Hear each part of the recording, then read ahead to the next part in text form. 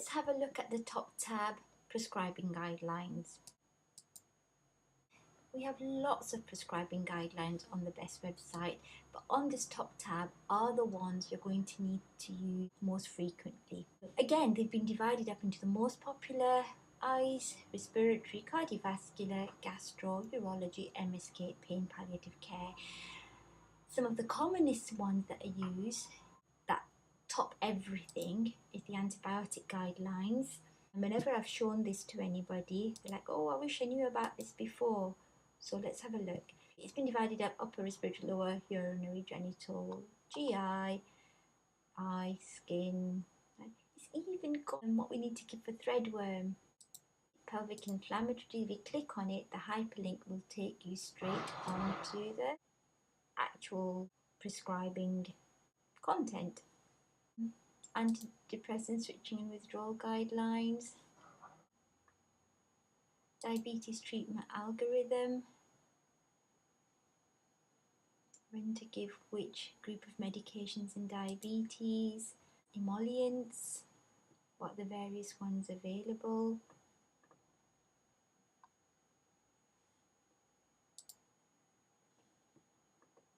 The Lutz pathway.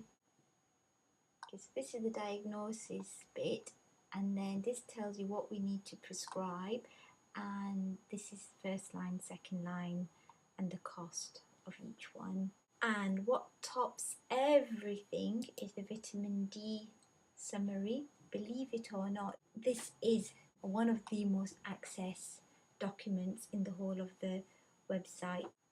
How to interpret the results, and loading dose detail and alternatives, and vitamin D maintenance dose alternatives, and then how to monitor treatment once they're actually on vitamin D, what to look out for toxicity, but it also covers the special groups. And I thought we needed to add on the calcium and vitamin D supplements in addition to just the vitamin D guidelines. And I also added on how patients can get vitamin D and calcium through various food sources.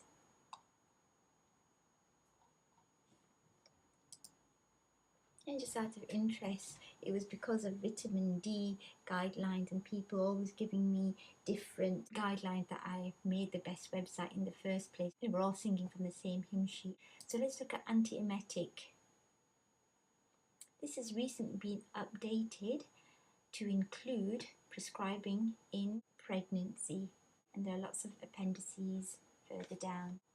This is a recently updated guideline that has been made, and hopefully it'll be a bit easier to follow when to give what and what symptoms they help with. These are really commonly used, the inhalers, the pictures of the inhalers and what they actually are, what the chemical contents are, along with the COPD pathway.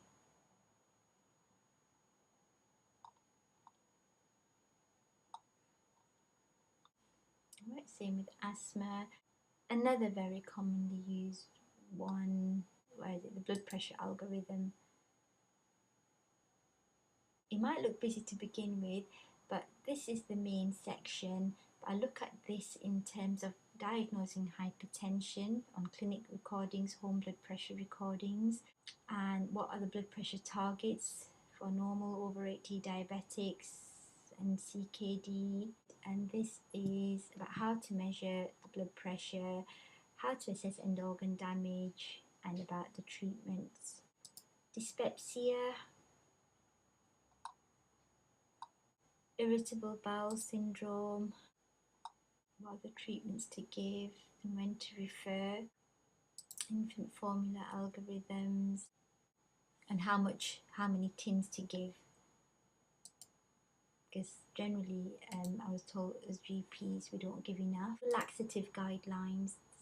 This was made with Dr. Atkinson. Before this, I would only use Senna and Movicol generally, But then it talks about the different kinds of laxatives there are, but more importantly here, then depending on what kind of constipation it is, it tells us in which order we should be using these various groups. Now, oral nutritional supplements, a work that Aralisia has been doing here, all the work that she's been doing, this is where it is. This is quite good about nourishing drinks. So I often print these out and take it to patients. I'd much rather be having this than some of the other supplements that are around. Okay, there's a nice flow chart at the bottom here. One second, that's for nursing homes. Okay, when we need to consider referral and nutritional supplements. She's also recently added on vitamin B prescribing. There's the recent Orlistat guidelines.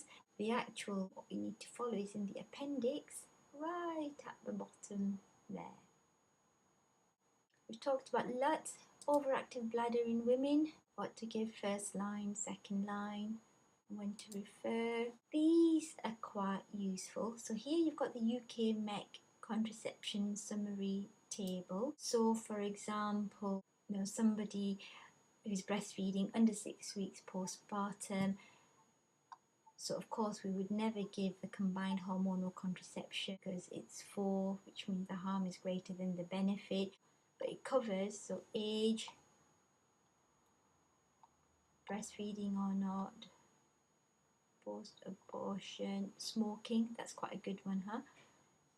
So even if somebody's smoking, if they're over 35, they're smoking under 15 cigarettes a day, it's still a 3 for giving the combined hormonal contraception. If they're under 35, then it's only a 2.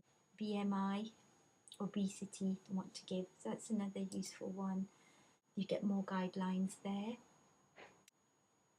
About gout, this was from a recent talk that we had, and you'll get an idea about what alternatives you can give. But then if you look at that one, that will tell you when we can consider second line febuxostat prescribing. Palliative care here, I'm just going to show you this preemptive drugs, because I know a lot of doctors have found this quite helpful in terms of when we are doing end of life care. This is what we would need to fill in on scripts. How many ampules, what preparation, what to write down for instructions. And it also, we've put the sample drug chart. Again, if you just expand it so you can see it better.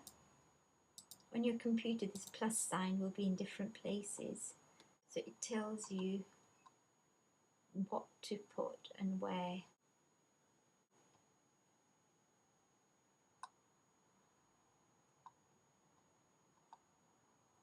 Where are we? Sorry.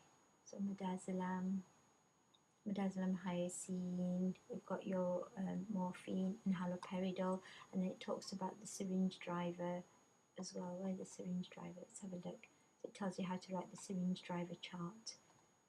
So I just take a print out and copy it depending on what it is the patient needs. If you have any problems, you can speak to the district nurse, the Macmillan nurses. And I guess that's it for the prescribing guidelines in the top 10. The only thing is, if there's anything not there, then if you look at all the prescribing guidelines, you'll find a lot more. So that was your top tab. There's medicines. So our prescribing guidelines again, drug monitoring, okay, palliative care formulary, and your newsletters. Right. Now let me show you another main way. So if you go further down the page, if you press medicine informations, then these things come on: prescribing guidelines, shared care guidelines, drug monitoring. So I just want to concentrate on this for the time being. So if you press prescribing guidelines, if we've got roughly 10, 15 per page, then we've got about 120 guidelines in total. So you don't want to go through each and every one of them. So maybe if you say, for example, ophthalmology. So these are all the eye related guidelines. So if we say dry eyes treatment, that will come on. You click on the document. Just out of interest, so we went to medicine information, prescribing guidelines, and we pressed ophthalmology there to get the dry eye guideline. But just remember, the commonest ones I've got here, and dry eyes is there as well. Next one is shared care guidelines. So again, we've got about 50 shared care guidelines, and you can look at them systematically, or you can just click which speciality the shared care guideline might be in. So do pediatrics, then the ADHD shared care guideline comes up, then you press on the document, what the general practitioner responsibilities are. We're familiar with this document. Interactions, but right at the very end are the telephone numbers if we have any concerns or problems. I guess another common one that we might need is rheumatology. There's a sharp bin policy. I guess the last one is to look at drug monitoring.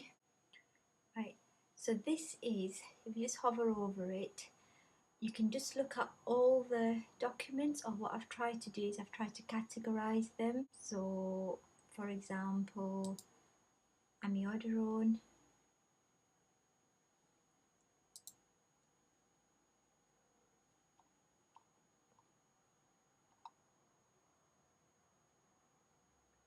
this, I guess you've got to scroll through, and it tells you what kind of things you need to monitor. So we've talked about medicine information, prescribing guidelines, shared care guidelines, drug monitoring.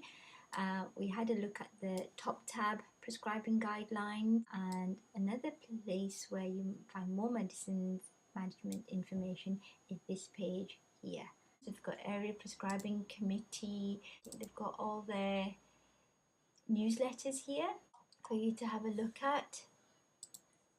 The Barnsley Area Joint Formulary, Safer Traffic Light System, Sheffield, Doncaster, Rotherham medicine page. This is the pharmacy website for Barnsley, and it's got really useful information about, say, locally commissioned services. You've got, first minor ailment scheme, needle and syringe program, smoking, emergency hormonal contraception, etc. The national services that are available in various, pharmacies, like, where flu vaccination is offered, etc. So it might be useful. Barnsley pharmacies, care homes, a bit of explanation about repeat dispensing. I know we have pharmacists in our surgeries and they're really helpful, but in addition to them, you may want to sometimes ring up this number if it's for a more complicated medication, or pharmacists themselves may want to ring them up, and they log your call and they'll get back to you either on the same day or a later time with any information that you want. It can be about interactions, anything. MHRA alerts, medicine management newsletters, it's a whole list of them, so you can look at them in your own time at home probably. Also nutrition that's being done by Barnsley CCG and the traffic light system. So this is a bit more of the pharmacy stuff that pharmacists even in the community may want to look at, and their best talks are going to be on in the near future. But as we said earlier, this is where other medicine information, prescribing guidelines, shared care guidelines, drug monitoring, and then under prescribing guidelines you'll find a lot of information, and medicines have also got a section here as well.